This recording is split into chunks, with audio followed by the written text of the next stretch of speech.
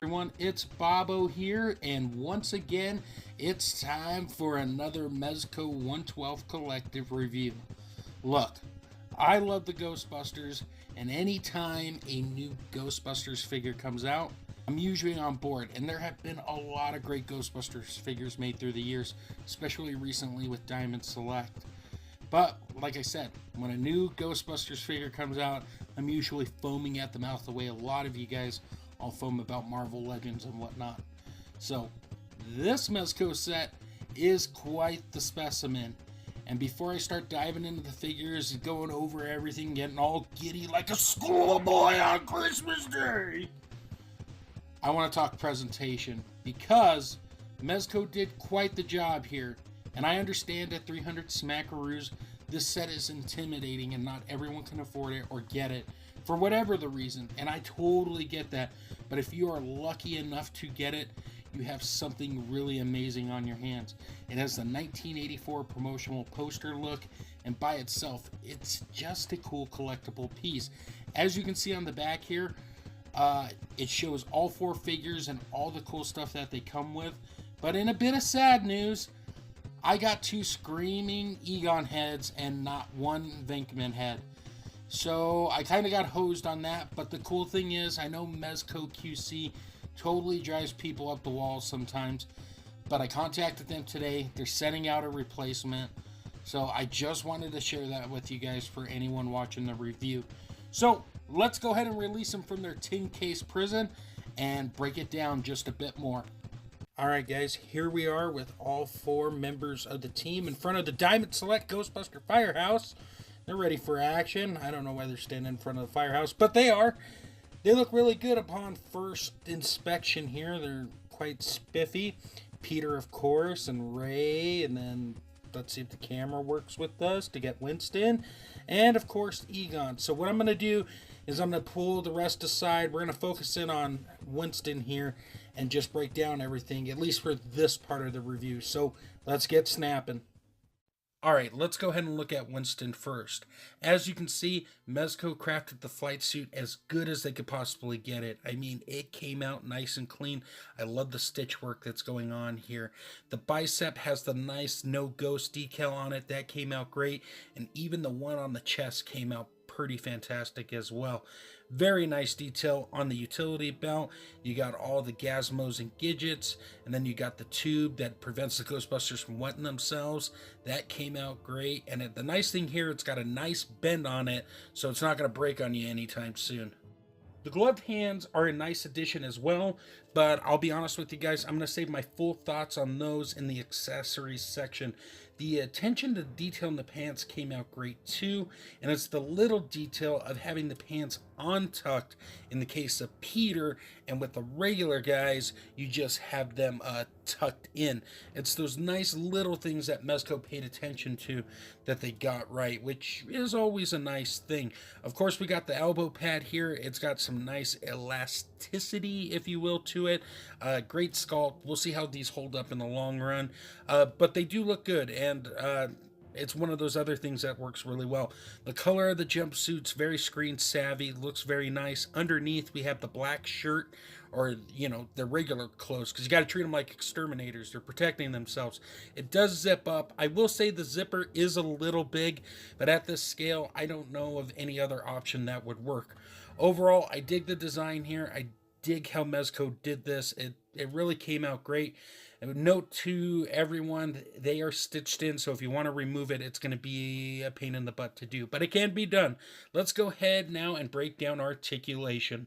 Let's go ahead and break down articulation. In terms of the head, Ray's head has a full range of motion. It's all one piece, but it's on a double ball peg there, so you can bring it down and back and all the way around.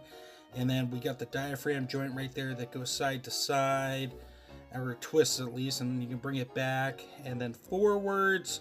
Then if you bend the bottom section at the ab, you can bring it forward a lot more, and then it can twist like so, and then the arms go out and in. forwards and back about that much before too much stress happens with the cloth. We got the swivel and hinge at the elbows, which allows rotation like so, and the ball peg with the swivel and hinge action as well. And then in terms of the legs, they do go out that far, and then you can bring them back in, kick forward, then you can take them back. We got the inner thigh cut there. And then we got a beautiful double bend at the knee. And then we have the boot cut right there that rotates. And then the hinge at the foot that goes down and up like so and rocks side to side. So not a bad amount of articulation, all things considering, for the Ghostbusters. All right, we are in Egon's lab, so let's go ahead and talk about the Proton Packs. So we get 4 Proton Packs for our Ghostbuster figures, and these things really came out wonderful. The detail on them with all the different parts, from the cable ribbon to the different types of cords used and whatnot. Mezco really sculpted this wonderfully. A thing that I absolutely love is the fact that the Proton Pack can sit in and be held with really no issue. That is something that came out quite well. The straps here on the back here with the Alice frame came out great too. They slide in and out so you can get your Ghostbuster in and out with really no issue, and you can buckle them up for safety. Now the wire here is bendy. There's obviously a tube going in so it could feed in to provide light, but we're going to be covering that a little bit more later when we talk about the Proton streams. But let's turn off some lights and power this bad boy on.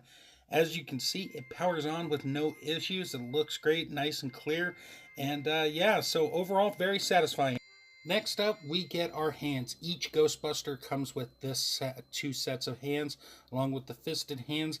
I would have liked some human hands, but I can't complain too bad. They come in this nice tray, so for easy storage, so you don't lose them, because that is a lot of hands to account for. But they work very well, and they hold their stuff, no issues. So let's talk alternate heads. Remember how I told you guys at the beginning of the video, I did not get my Screaming Peter head. 2 days later, Mezco shows up at the door with the alternate head here for Peter. So shout out to Mezco for making that happen.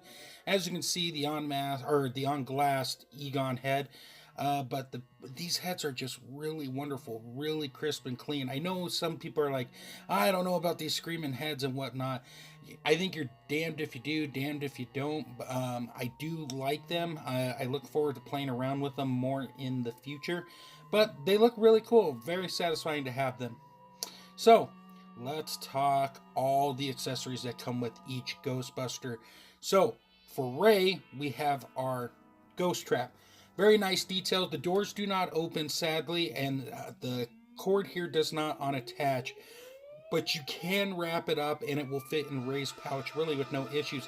And the foot pedal came out great with its detail as well.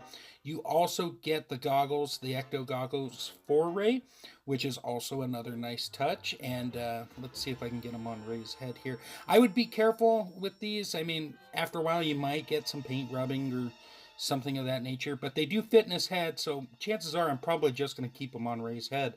And then we get the Ghost Sniffer for Peter. This is a piece that I really don't care for, to be honest. I mean, it feels a lot fragiler than like some of the other accessories. It's a nice accessory, well detailed. It's just not for me. But let's talk Egon's PKE meter. Look at the great detail on that. Very nice. And the cool part is it articulates. That right. You can get your ghost readings done, no questions asked. So then we got Slimer here. He's got articulation in the arms, so you can just move him in and out.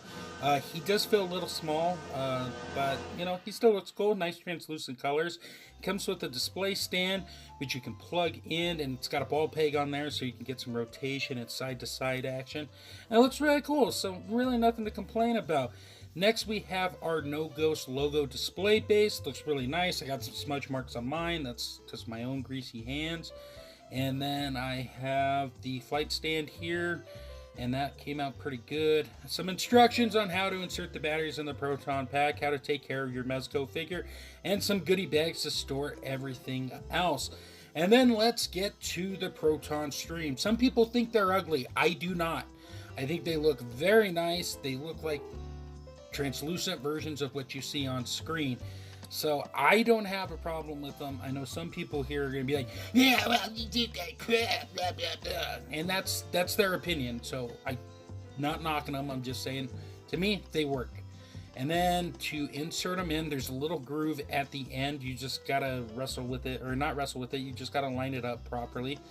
And then here is a big problem. So you got the Proton Stream in, it works great, but when you hit the power button on the Proton Pack, as you can see, those two lights in the back light up, but nothing really lights up in the front. It's a shame that the stuff in the front doesn't light up, but they get an A for effort. So that's going to do it for the Ghostbusters accessories. Let's go to the fun part now. Let's do some size roundups and see how these stack up. Here we are with our size roundup. Let's start with Peter. We got the Mattel, Mezco, Diamond Select, and Diamond Select Vinnie Mate. So there's that one. And of course, let's move on to Egon. Vinnie Mate, Select, Mezco, and of course the Mattel right there, just so you could see the different heights and comparisons. And then we got Winston, Vinnie Mate, Select, Mezco right there, and then the Mattel one. And yeah, no, I mean, Mezco one definitely shines. We got Vinnie Mate Ray, Select Ray, Mezco Ray, and then Mattel Ray. What the heck's up with that face? So overall, you know, I really did dig this set. Once again, I know it's a huge price point, and I know a lot of collectors may want to steer away from this, especially those who collect the 112. But being a Ghostbusters fan, I really do dig the set a lot. It offers a lot. It's, once again, one of those price point things. So at the end of the day, if you have the spare change for it, I mean, pick it up. It's a cool set. It comes in a collectible tin. The Proton Packs light up. I do wish the stream would have lit up a bit more, but you know, I'm not angry that that isn't happening. So, you know, I do love them. I'm able to do fun things like you see on the screen with them. You know, it's all about enjoying toys and what you do with them.